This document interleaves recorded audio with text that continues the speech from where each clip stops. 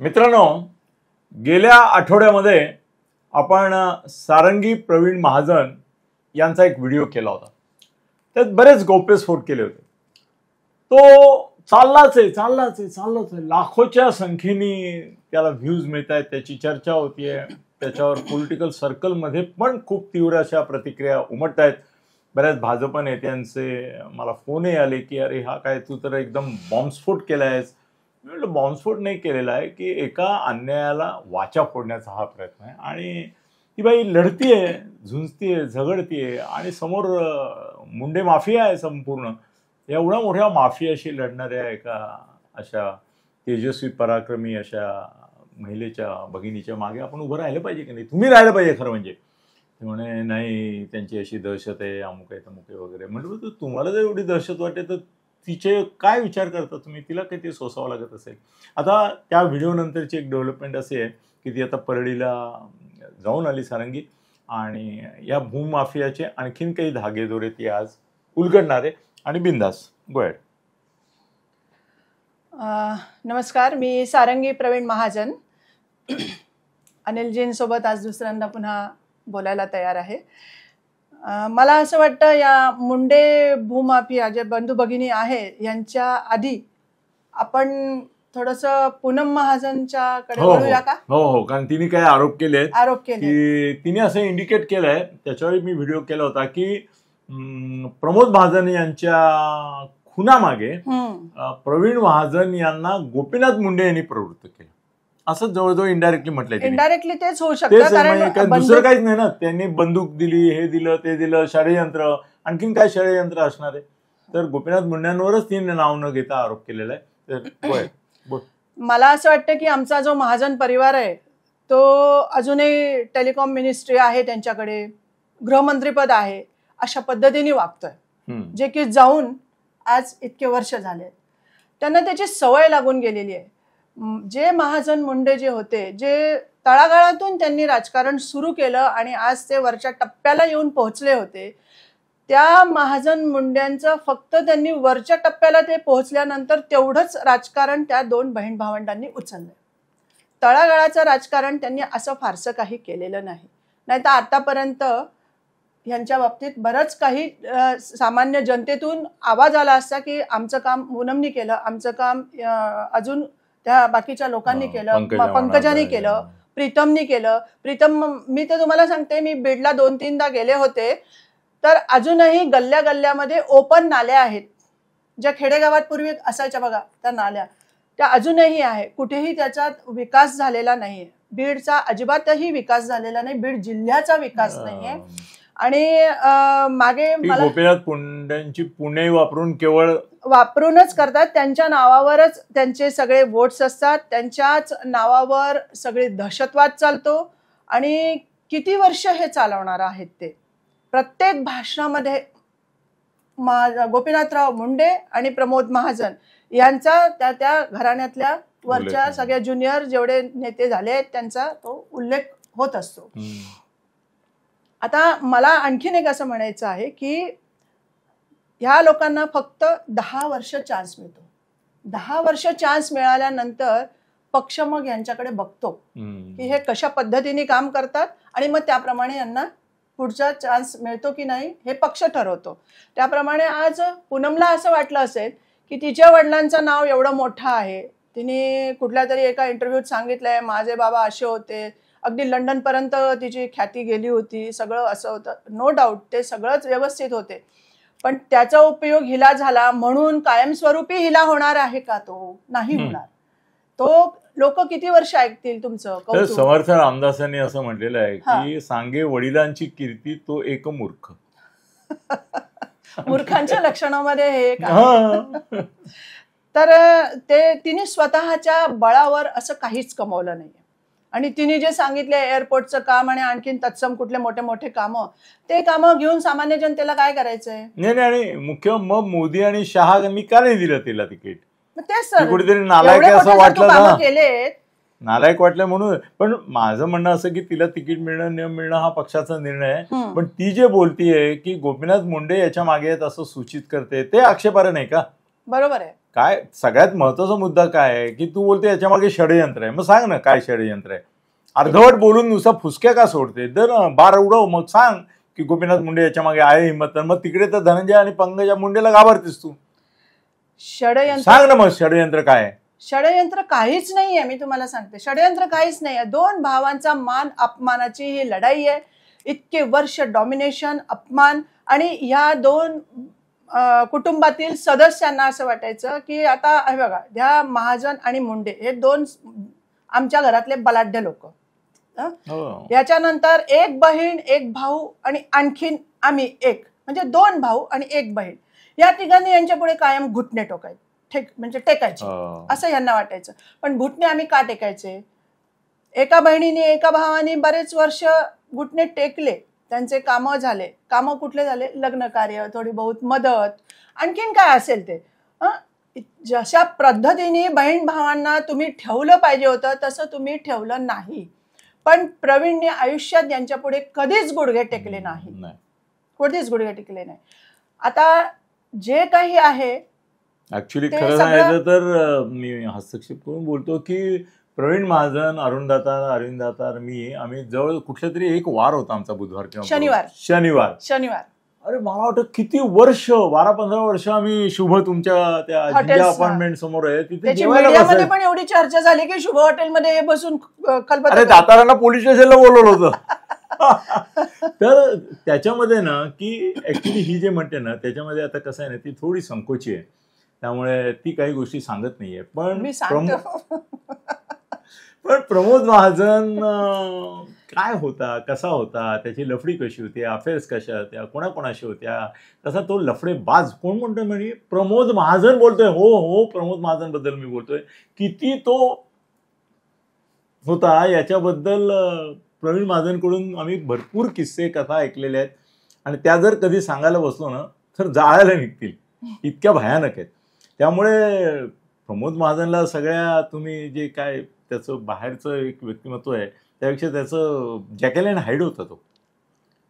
बरोबर आहे की एक रूप त्याचं जे लोकांसमोर व्यासपीठावरचं होतं त्याच्या पलीकडे बरोबर तो घरादारात आणि आपल्या वेगळं रूप होतं, फारच वेगळं. ही वॉज म्हणजे तो नायक का खलनायक असा प्रश्न पडावा. जसं आचार्य अत्रेंच्या बाबतीत बोललं जातं की त्यांचं एक वेगळं रूप होतं आणि त्यांच्या कुटुंबाच्या बाबतीत एक वेगळं रूप होतं. हे बऱ्याच नेत्यांच्या संदर्भात असतं. पण प्रमोद महाजनच्या चारित्र्याबद्दल तुम्ही नकाच बोलू. जरा बोलायला लागला तर आता ते गेलेत, त्यामुळे तर बोलणं मरणांती वैर नाही म्हणून आपण नको बोलूया. पण प्रमोद महाजनच्या बद्दल प्रवीण महाजन नेहमी सांगायचा की तो भाजपला लागलेला कलंक आहे. हा, हे बरोबर सांगायचे. ते खरंच सांगायचं. तो म्हणत काय माहितीये का, त्यांना सतत म्हणजे आज मी जेव्हा एका त्यांच्याच पक्षाची वेबसाईट बघते ना, त्या वेबसाईटमध्ये आज महाजन मुंडेंचं कुठेही नाव नाही, फोटो नाही, त्यांच्याविषयी काही 4 शब्द लिहिले नाही, का जयंती पुण्यतिथीचा उल्लेख नाही. आज महाराष्ट्राला कोणी घडवलंय? महाजन मुंडेंनी घडवलेलं, भाजप मुंडेंनी घडवला. मी तर ह्याच्या पलीकडे जाऊन म्हणते की भाजप पक्षच हा महाजन मुंडेंची प्रायव्हेट प्रॉपर्टी होती, है की नाही? आणि शिवसेना आणि भाजप युती मुळामध्ये प्रवीणमुळे झाली, आपलं प्रमोदमुळे झाली. पण मला हे म्हणायचंय की आज त्या 2 बड्या नेत्यांचे त्यांच्या वेबसाईटवर नाव नाही. त्याच्यासाठी भांड म्हणा की तिला जाऊन, त्याच्यासाठी पूनमने भांडलं पाहिजे ना की माझ्या बाबांचं नाव माझ्या वेबसाईटवर पण आग्रह धरला पाहिजे की हे काय आमची नावं सुद्धा वडिलांची गायब, ज्याच्यावर तुम्ही गोरगरिबांवर तुमच्या वडिलांचं नाव सांगून त्यांना इमोशनली ब्लॅकमेल करून त्यांच्या जमिनी बळकावता, आणि तुम्ही तुमच्या वडिलांचं नाव सांगून मोठे मोठे कामं करून घेता. हे होऊ शकत नाही. जनता किती दिवस तुमच्या सोबत राहील? ऍक्च्युली याच्यामध्ये कसं आहे माहितीये की याला ना आता फडणवीसांची साक्ष काढावी लागेल. ते देतील का नाही मला माहिती नाही, कारण आता सध्या वेगळी परिस्थिती आहे. पण पंकजाला पाडलं कोणी, पराभूत कोणी केलं गेल्या विधानसभा निवडणुकीच्या वेळेला? हा, आणि धनंजयच्या मागे कोण होतं? अरे फडणवीसच होते. मी सांगायला पाहिजे का तुला? सगळ्यांना माहिती आहे ना, फडणवीसांनी धनंजयशी संगनमत करून पंकजाला पाडलं. याचं कारण असं की पंकजाबाबत ते अत्यंत प्रतिकूल असं त्यांचं मत आहे, अत्यंत प्रतिकूल आहे. आणि प्रीतम बद्दल तर न बोललेलं बरं. कदाचित तुझ्या कानावर आलं असेल, पण जाऊ दे, आपण त्याच्यावर बोलू नका, वैयक्तिक आपण याच्याबद्दल पडूया नको. पण पंकजाच्या विरुद्ध होते फडणवीस आणि आजही आहे. परत लोकसभेला ती जी आता पडली परत, लाज वाटली पाहिजे होती तिला परत विधान परिषदेवर जाण्याकरता आकांतांडो आक्रंदन एखाद्या लहान मुलासारखा हट्टीपणा करून फक्त रस्त्यावर येऊन हातपाय झाडायचेच बाकी होते. बाकी तर सगळं करून झालंच होतं ना, जेवढा हे करता येईल तेवढा. शेवटी अक्षरशः ती काय म्हणतात त्याला, एकीकडे हातापडा दिवाळीला, इकडे दिल्लीला पडायचं, इकडे धमक्या द्यायच्या, आम्ही सगळा ओबीसी समाज तुमच्या विरुद्ध बकेरीन वगैरे वगैरे. आणि फडणवीसांना अक्षरशः, आता फडणवीसांचे चाहते सांगतील तुम्हाला की ब्लॅकमेल करून तिने तिकीट घेतलं विधान परिषदेचं. जाऊ तो विषय वेगळा. पण तू भूमाफिया आहेस हे कबूल करणं, आणि इथे साक्षीदार आहे, मोठी साक्षीदार आहे, तिचीच जमीन हडप केलेली आहे, कित्येक कोटीची जमीन हडप केली आहे, आणि तिला अक्षरशः रस्त्यावर आणायचा प्रयत्न चाललाय. तो मोठा विषय आहे. या निवडणुकीच्या तोंडावर खरं मतदारांमध्ये आता बघतोय आपण, हल्ली गाडी अडवली आणि याला उमेदवाराला जाब विचारला, तर पंकजा आणि धनंजयला अडवून विचारलं पाहिजे की तुम्ही सारंगी महाजनवर काय काय काय अन्याय करताय, काय तिची जमीन काय. आणि हो, एवढे एवढे एवढे चिक्कीवाली बाई आहे ती, चिक्कीताई म्हणतात तिला. त्या चिक्कीताईला काय एवढा मोह होतो तुमच्या जमिनीचा, मला तर कळतच नाही. आणि तू अख्खं महाराष्ट्रातल्या जेव्हा हवे तेव्हा वक्फ बोर्डानंतर मुंडे माफियाच आहे. वक्फ बोर्डानंतर वक्फ बोर्ड जसं कशावरही अधिकार सांगतं, तसं परळी एरियातल्या कशावरही मुंडेंचा माफियाचा अधिकार असतो. मग कर ना तू, इकडली घे ना. कुठे आपल्या सख्या नातेवाईकाच्या, तेही एका दुर्दैवी दशावतारातून जाणार, तुम्ही कुठे मागे लागता रे. आणि वर मला आले नोटीस, मला नाही मिळाले पण कळलंय 100 कोटीची नोटीस करणार आहेत मला. ते आनंद आहे, वेलकम करूया ना आपण. जाऊ दे कोर्टात, मग कोर्टात सगळंच काढूया आपण त्याच्यामध्ये. नाही आता तू तुझं तो विषय, माझं काय अजून मी बोलायला लागलो, तुलाच बोलू देत नाही. चल. नाही, मी माझ्या घरातल्या महाजन परिवारातल्या ज्येष्ठ व्यक्तींचा आदर सन्मान करते आणि शतशः धन्यवाद करते की त्यांनी माझी बाजू लावून धरली. आणि त्यांनी मीडियामध्ये एका इंटरव्ह्यू मध्ये सांगितलं आहे, नाव घे ना कोणी सांगितलं, की औरंगाबादमध्ये आमचे घरचे प्रकाश महाजन यांनी सांगितलं आहे की तिची जमीन आहे, तिला ती मिळायला पाहिजे, ते प्रवीणनी सांभाळण्यासाठी तुमच्याकडे ठेवली होती, तर ती तुम्ही तिला द्यायला पाहिजे. त्याच्यावर तुम्ही अविश्वास दाखवलेला आहे. आणि आपल्याच प्रकाश महाजनचं तू खरं आधीच कोट गेल्याच मुलाखतीत कोट करायला पाहिजे होतं, कारण प्रकाश महाजन हा एक विचारवंत असा लढाऊ नेता आहे, तो मनसेचा नेता आहे, युक्तिवाद प्रवीण आहे. आणि दुसरी गोष्ट अशी की तो खोटं नाही बोलत कधी. ते खोटं बोलत, तो जेव्हा असं बोलतो ना की सारंगीवर तुम्ही अन्याय केलाय, तेव्हा दुसऱ्या कुठल्याही साक्षीदाराचीच गरज नाही पडत, कारण ना ते फार विचारपूर्वक बोलतात. त्यांच्यामध्ये वक्तृत्व ठासून भरलेलं आहे. शेवटी महाजनांचं रक्त आहे. आणि त्यांच्याकडे बघितल्यावर मला एक सेकंद असा अभिमान वाटतो की माझ्या घरातली ज्येष्ठ व्यक्ती एवढी चांगली आहे. आणि त्यांचा इंटरव्ह्यू मी काल औरंगाबादच्या एका कुठल्या तरी छोट्या चॅनलवर बघितला, त्यावेळेला त्यांनी मला असं सूचित केलं आणि सगळ्या जनतेला सूचित केलं की जी मुंडेंकडे सांभाळण्यासाठी प्रवीणची जमीन होती, ती जमीन यांनी धोका देऊन तिची बळकावून घेतलेली आहे. बरोबर ना. मोठा मोठा मोठा मला आधार वाटतोय. प्रकाश महाजनांनी हे बोलण्याला फार महत्व आहे आणि मला आधार आहे त्या गोष्टीचा. आणि मोगमात का होईना त्यांनी सूचित केलेलं आहे, जनतेला सूचित केलेलं आहे, घरच्यांना सूचित केलेलं आहे, त्यांच्या बहिणींना सूचित केलेलं आहे. यापेक्षा आणखी मोठी गोष्ट काय आहे. शेवटी ते महाजन रक्त आहे, माझ्या मुलांचे काका आहेत, ते त्यांना त्यांच्याविषयी वाटणार आहे. खरं म्हणजे ना, त्या दोन्ही मुंड्यांनी ना ही जमीन तुला परत केली पाहिजे. परत केली, पैसे नकोच आहेत आम्हाला, ती जमीनच पाहिजे. ती आमची जमीन आम्हाला परत द्या. त्याचे तुमचे जे पैसे हिनी तर ते बँकेतच ठेवलेत की जसेच्या तसे व्याजासकट घेऊन जा, पण मला जमीन द्या. आणखी काय काय आता काय करायचं, काय काय आता हे तुम्हाला सांगू, आत्मदानासारखे मार्ग स्वीकारायची वेळ नाही. ते काय काय चाललंय काय तुमचं. तुम्हाला मी एक सांगे, तुमच्या ह्या इंटरव्ह्यूला एक प्रतिक्रिया आली होती, ती पण प्रेशर आलं असेल. तो गोविंद बालाजी मुंडे, जो त्यांचा जो मोहरा आहे, जो माझ्यापर्यंत पोहोचवला, त्याचा जो व्हिडिओ होता त्याला तर कोणी लाईक केलंच नाहीये. दुसरं असं आहे की त्याला कोणी प्रतिक्रिया दिलं नाही. ज्या 2 प्रतिक्रिया आल्या आहेत ना त्यांच्या ह्याच्यावर, त्या मी तुम्हाला इथे वाचून दाखवते. गोविंद मुंडेला, गोविंद मुंडेला नोटीस जी आम्हाला येणार आहे 100 कोटीची, आम्हाला हिला नाही येणार, मला येणार आहे ती या गोविंद मुंडेच्या नावाने, असं मला सांगितलं. हे सर्वत्र परळी भागात मुंडेंच्या आशीर्वादाने सुरू आहे. लोकनेता गोपीनाथ मुंडे कुठे आणि हे गुंड पाळणारे भूमाफिया मुंडे बंधू भगिनी कुठे.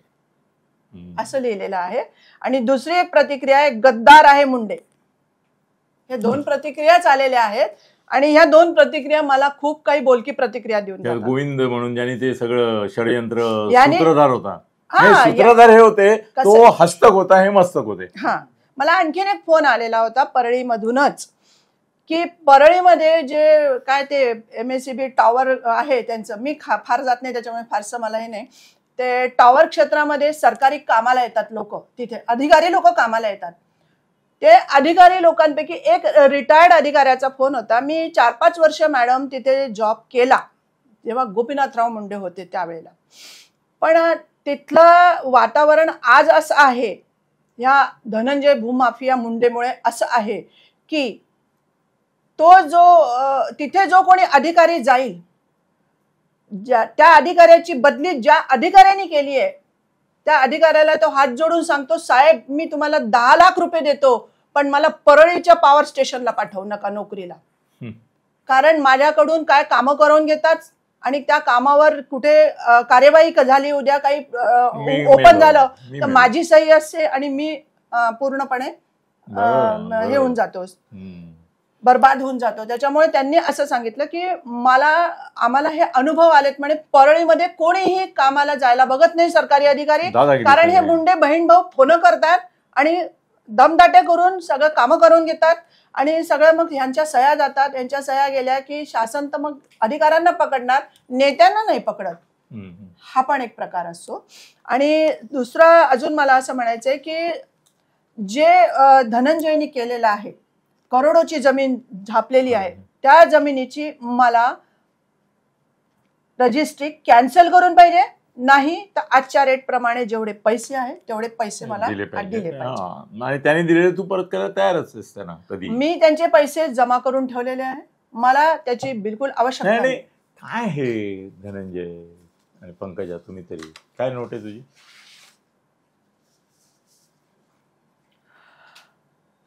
आणखीन मला तुम्हाला धनंजयच्या याच्यामध्ये आणखीन एक गोष्ट मला तुम्हाला सांगायची आहे, जी की आमच्या वहिनींबद्दल, रेखा वहिनींबद्दल जे ती सांगते ना, जी आज ती आलेली आहे. मला पण माझी लाडकी पुतणी फार आवडते, चांगली शिकली आहे, चांगली बोलते, मला त्याच्यावर वाईट नाही. पण ती नको तेवढे कमेंट्स करते, नको तेवढ्या विषयामध्ये हात घालते, ते तिने घालू नये असं मला वाटतंय. आता असं आहे, माझ्या मिस्टरांची अंबेजोगाईला पण जमीन होती काही वर्षापूर्वी, साधारण 90च्या सालामध्ये, 90-92 म्हणजे राजीव गांधी गेले ना त्याच्या मागच्या किंवा पुढच्या सालामध्ये माझी मोठी नणंद, म्हणजे प्रवीणची मोठी बहीण, म्हणजे मुंडे नाही भातांब्रेकर, दोघंही नवरा बायको आले होते आणि त्यांच्या जमिनीमध्ये आमची जमीन येत होती. तर त्यांनी मला असं वाटतं प्रमोद भाऊजींना सांगितलं होतं की अशी अशी चंदूची जमीन मध्ये येते, तर ती चंदूला आम्हाला व्यवहार करायला सांग.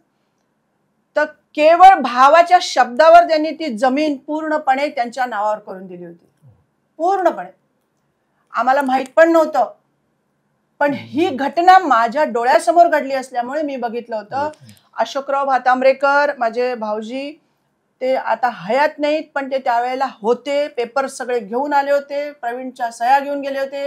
त्यावेळेला तर असा कॅमेरा आणि असं बघून करा, रजिस्ट्री लावा हा प्रकार नव्हता. त्यामुळे ती जमीन आम्ही तशी त्यांना दिली आहे. त्यांच्या मुलाचा मला परवा फोन आला होता. मोठेपणा कसा दाखवायचं उदाहरण तुम्ही दिलेलं असताना हे मनाचा कोतेपणा दाखवत आहेत. हे कोतेपणा दाखवत आहेत.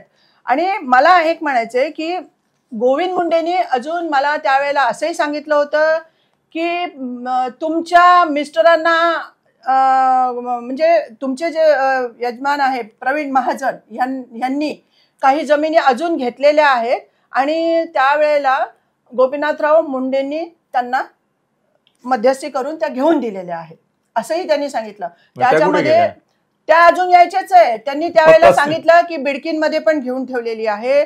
त्याच्यानंतर त्यांनी अजून कुठले गाव आहे बुटीबुरीला घेऊन ठेवली आहे, कारण नागपूर माझं माहेर असल्यामुळे तिकडं पण त्यांनी घेऊन ठेवलेली आहे. आणि अजून काहीतरी काय म्हणतात, बिडकीन, बुटीबुरी, नांदेड इथे पण घेऊन ठेवलेली आहे असं सांगितलंय. आणखीन बऱ्याच ठिकाणी कुठे कुठे असतील जिथे आज ऑनलाईन प्रवीण महाजनचं नाव आलं असेल, तर मला महाराष्ट्र शासनाच्या तहसीलदार, तलाठी, कलेक्टर ऑफिस यांना, महसूल खात्याला एवढं सांगायचं आहे की जिथे प्रवीण महाजनचं नाव आहे तिथे त्यांनी मला कॉन्टॅक्ट करावा आणि मला कळवावं. मी ठाण्यामध्ये जिंजा बिल्डिंग मध्ये राहते, नौपाडा विभागात. त्याच्यामुळे कोणीही मला संपर्क करावा, या भूमाफियांना संपर्क करू नये. बरोबर. आणि माझं आणखीन एक असं मत होतं की हे जे 18 वर्ष, आता आपण थोडंसं पूनम महाजनच्या ह्याच्याकडे वळूया, की जे 18 वर्ष ती आज हे विषय काढते, या 18 वर्षामध्ये त्यांना कितीतरी संधी होती सहानुभूती मिळवण्याची, मनाचा मोठेपणा दाखवण्याची एक संधी होती. तो मनाचा मोठेपणा मी तुम्हाला इथे 9 ते 10 पॉइंट लिहून आणलेत. ते मी कशी संधी यांनी हुकवली ते मी तुम्हाला सांगते. अर्थात मी आता तुला सगळं तपशील नसेल तर वाचून दाखव. वाचून दाखव ना. नाही आहे ना. माझा एक फक्त रेखा महाजन, माझ्या बहिणी ज्या माझ्या वडिलांच्या आईच्या भूमिकेत होत्या, त्यांना मला एक माझ्या आईच्या म्हणजेच माझ्या नवऱ्याची आई म्हणजेच माझी आई आहे. त्याच्यामुळे त्या माझ्यासाठी सुद्धा आई समान, माते समान आहेत. प्रवीणची सुद्धा आईच आहेत त्या. त्याच्यामुळे त्यांना मला एक प्रश्न होता की त्यांनी त्यांच्या मनाचा मोठेपणा दाखवायला हवा होता. मोठेपणा हा सहज मिळत नसतो, त्याच्यासाठी त्याग करावा लागतो. आता प्रमोदजी जेव्हा हॉस्पिटलमध्ये होते, पारिवारिक भावना बाजूला ठेवून रेखा महाजन यांनी मला व माझ्या मुलांना बोलवून घ्यायला पाहिजे होतं. बोलवून घ्यायला पाहिजे होतं, एकत्र भेट घालून द्यायला पाहिजे होती. किमान जनतेसमोर हे लक्षात आलं असतं ना की हे 2 भावांचं झालेलं आहे, परिवार त्याच्यात दोषी नाही आणि आम्ही खरंच दोषी नाहीये, आम्हाला हे माहित पण नाहीये. प्रमोदजींचे त्यांनी दर्शन घडवून दिलं असतं, थोडा धीर दिला असता, त्यांना आम्ही धीर दिला असता, आम्ही त्यांना धीर, सगळे एकमेकांना दोघांनाही दुःख होतच. जे आणि असे जे झाले आहे ना हे फार चुकीचे झाले. त्याची समाजात आज किती मोठी आज त्यांची प्रतिष्ठा राहिली असती तुम्ही सांगा. आज त्यांनी जर हे केलं असतं तर त्यांची किती मोठी प्रतिष्ठा राहिली असती आज समाजात. त्याचप्रमाणे त्यांचं दुसरं एक प्रकरण होतं, राहुलचं ड्रग प्रकरण. केसच्या दरम्यान राहुलचं जे ड्रग प्रकरण निघालं त्यात सुद्धा त्यांनी आम्हाला त्यांचा सपोर्ट म्हणून जेव्हा घेतलं असतं तरी सुद्धा त्यांना त्याच्यात भरपूर मोठी. राहुलचं ड्रग प्रकरण एक्झॅक्टली काय होतं मला आठवत नाही.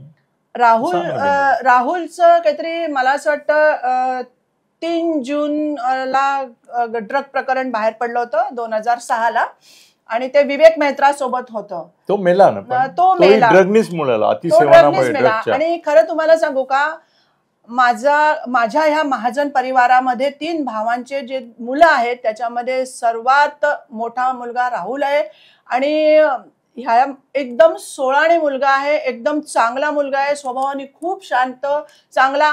आज एकच परिवारातला मुलगा आहे जो की कोणालाही बोट दाखवून बोलत नाही, कोणावर वाभाडे काढत नाही, कोणावर इव्हन त्यांनी त्याच्या काकांनाही वाईट बोललं नाही, त्याच्या बाबांनाही वाईट बोललं नाही. राहुल एक तर ड्रग प्रकरणात सापडला, हे लग्नाचं पण सगळं काय त्याचं नशीब आहे. शेवटी त्याचा हा जन्म वाया गेला आहे. कारण मी तुम्हाला सांगते त्याला जमिनीवरच ठेवलं नाही. खरी जबाबदारी कशी असते. आज मी माझं वडील म्हणून प्रमोद आई वडील ह्याच्यामध्ये कुठेतरी चुकले आणि त्याला नीट हे लावलं नाही, वळण दिलं नाही, संस्कार नाही दिले, कारण तो ड्रग ऍडिक्ट झाला.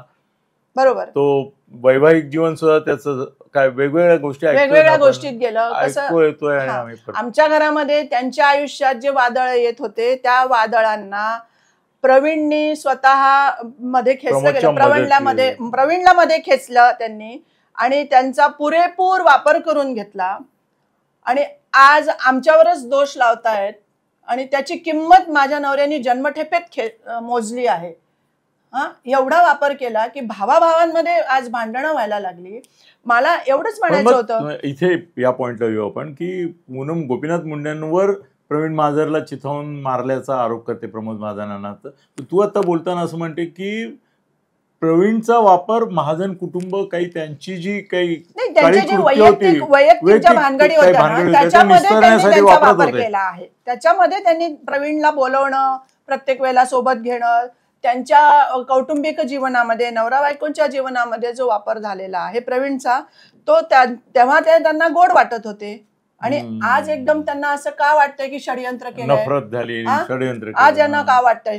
हे राहुल सुद्धा काही बोलत नाहीये, म्हणजे राहुलची प्रतिक्रिया सुद्धा काही नाहीये, याचा अर्थ राहुलला सत्य माहितीये. बरोबर. प्रवीणला जन्मठेप लागल्यानंतर त्यांनी मी घरी येऊन म्हणजे त्यांनी आम्हाला घरी येऊन धीर द्यायला हवा होता, ते पण त्यांनी केलं नाही. त्याच्यामध्ये काय झालं असतं, आज मीडिया त्यांच्या मागे धावत होता, सहानुभूती त्यांच्याकडे होती, त्यांनी अजून सहानुभूती कॅश करता आली त्यांना असती, है की नाही? ते आणि त्यांची इज्जत राहिली. प्रवीण आणि प्रमोदच्या भांडणामुळे जे काय झालं त्याची बळी तू होतीस, त्यामुळे तुझ्या बरोबर सिंपती त्यांनी दाखवणं गरजेचं होतं. तू निष्पाप आहेस, निरागस आहेस, तुझं काही दोष नाही, पण तरी हे जे काय घडलंय आम्ही तुझ्या बरोबर होतो एवढं तरी बोलायला पाहिजे होतं. बरोबर आहे, बरोबर आहे.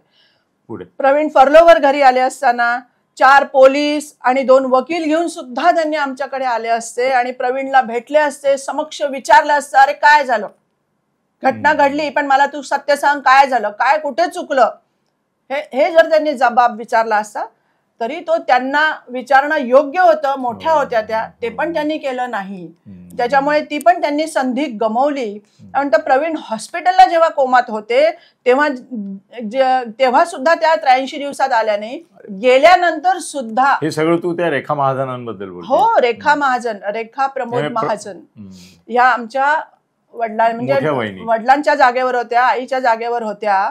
त्यांनी किमान त्यांचं मला निश्चित वाटतं की त्यांचं दुःख आहेत ना, आहेत, व्यवस्थित आहेत, दुःख वाटतंय. आजही माझा मुलगा असं म्हणतोय की त्यांना जाऊन भेटूया, काकू आहे, शेवटी शेवटी रक्त आहे, रक्ताकडे धावतं, म्हणून तो म्हणतो की झालं आता आपण 4 लोक सोबत घेऊन काकूला भेटूया, काकूची तब्येत विचारूया, कसं काय विचारूया, जेणेकरून जगाला तर वाटेल की हे आपसात बोलतात, भेटतात.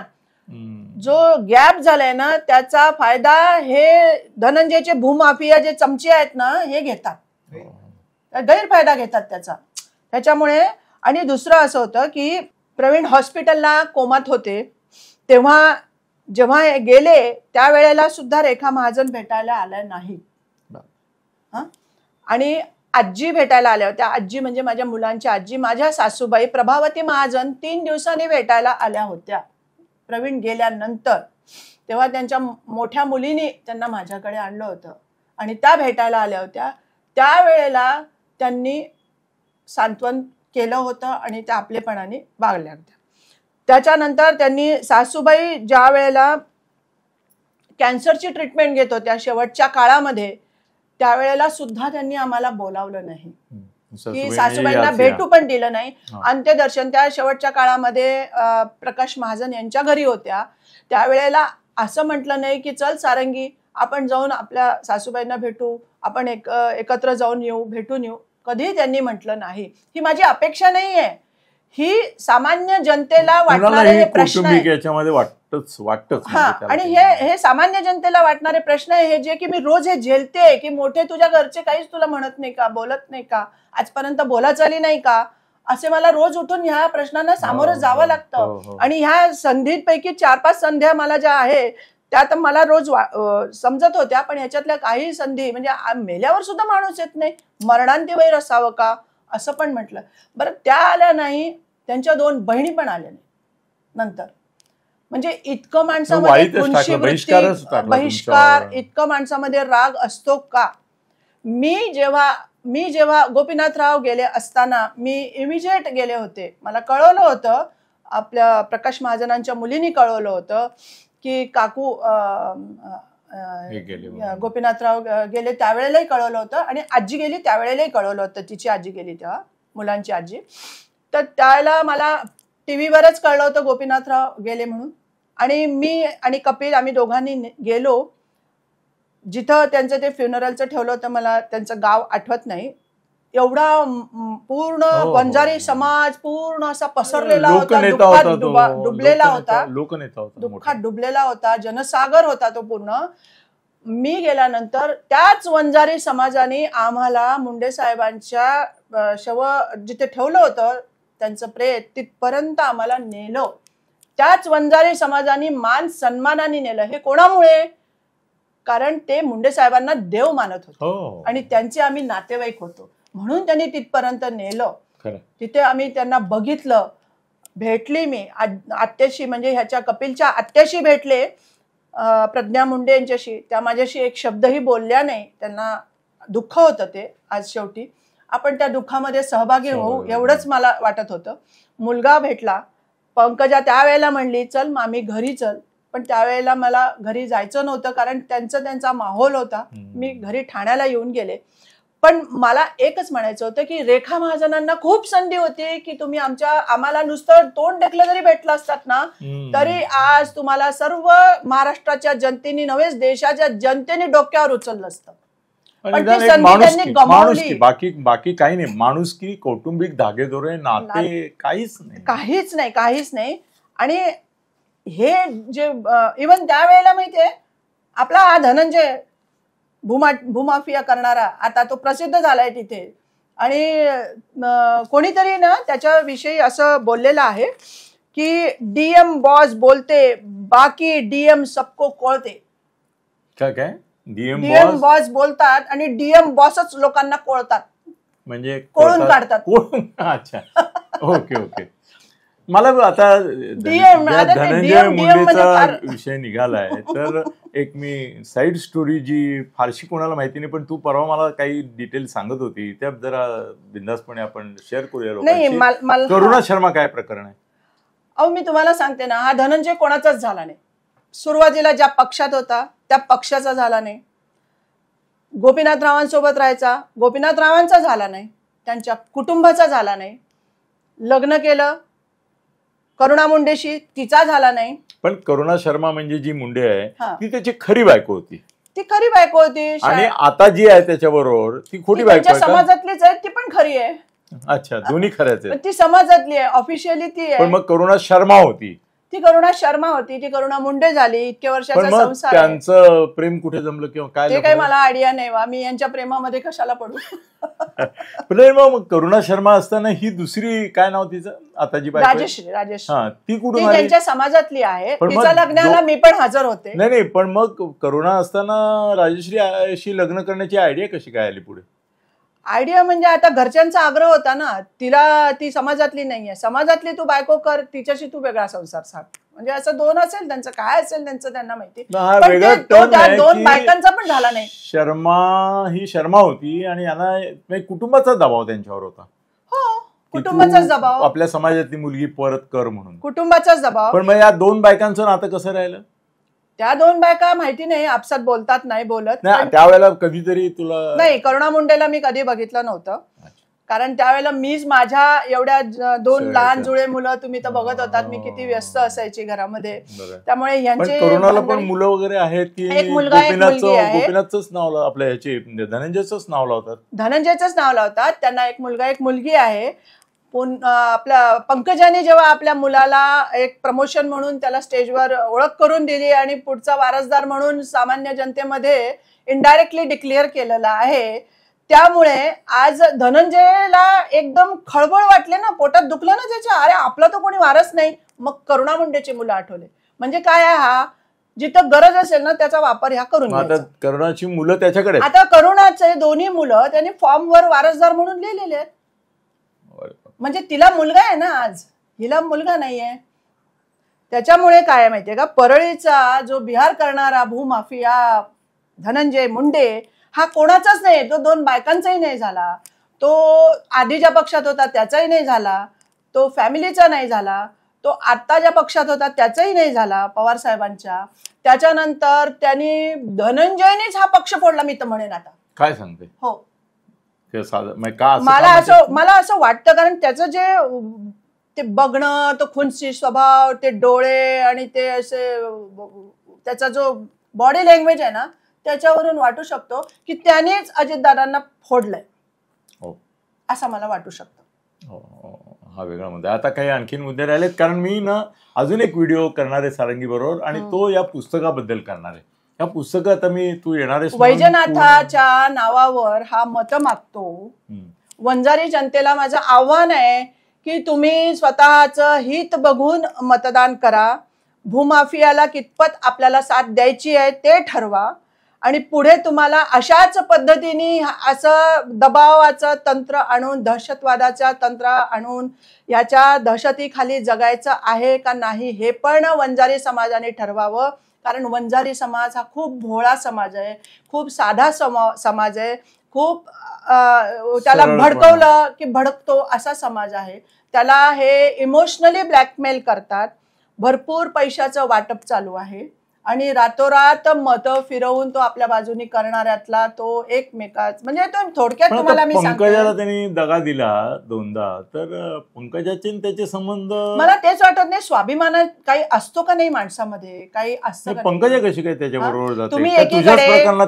तुम्ही एकीकडे तुमच्या वडिलांच्या फ्युनरलला धनंजय येतो तेव्हा त्याला ढकलून देता, त्याला हाकलून लावता. हाकलून लावलेलं त्याला, धनंजयला. तो मागे बसला होता, त्याला वर पण नाही येऊ दिलं त्यावेळेला. तुम्ही हाकलून लावता आणि एकीकडे वैजनाथाच्या कारखान्याचं काहीतरी ते साखर कारखान्याचं घोटाळ्याचं ते सांगतात आम्हाला नुकसान झालं म्हणून याच्या सोबत घेतली. याच्या मागेच षडयंत्र आहे मला तर वाटतं. 140 कोटी वैजनाथ मंदिराला मिळालेले आहे. काय केले धनंजयनी? सामान्य जनतेने, महाराष्ट्राच्या जनतेने आणि परळीकरांनी, बीड जिल्ह्याने विचारावं की 140 कोटीचं यांनी काय केलं. आतापर्यंत मंदिरामध्ये काहीही डेव्हलपमेंट नाही. काय केलं यांनी? काहीच केलं नाही. सगळे पैसे यांच्या घरात जातात. सगळं दादागिरीचं राजकारण आहे, दुसरं काहीही नाहीये. ह्या राजकारणाला इथेच फुलस्टॉप झाला पाहिजे आणि मुंडे इथून परळीतून बाहेर पडलेच पाहिजे हे मी म्हणेन. मित्रांनो, सारंगीचे 2 भाग झाले. आज दुसरा भाग आपण केला. अजून एक आपण भाग करू, कारण हे पुस्तक आहे ना, त्यात मी बरेच मुद्दे काढून ठेवलेत की ज्याच्यावर तिला मला प्रश्न विचारायचे आहेत. तर ते या 2 मुलाखतींपेक्षाही अधिक खळबळजनक होईल असं मला वाटतं. या पुस्तकाचा माझा अभ्यास झाला, पण आता इलेक्शन नंतर करू, कारण आता मी इलेक्शनच्या कामामध्ये खूप आहे. तर तुम्हाला धन्यवाद. आणि याच्याबद्दलच्या प्रतिक्रियांसाठी तिचा फोन नंबर आम्ही दिलेला आहे. माझी फक्त पोलिसांना आणि गृहमंत्र्यांना एकच विनंती आहे की या दुसऱ्या मुलाखतीनंतर तिला पोलीस संरक्षणाची गरज आहे. निदान ती जिथे राहते तिथे तरी एखादा कॉन्स्टेबल तुम्ही दिला पाहिजे. तिच्यावर काही प्राणघातक हमला सुद्धा होऊ शकतो अशी मला भीती वाटते. लोक करू शकतात. तर ते तिला संरक्षण द्यावं अशी माझी विनंती आहे. धन्यवाद.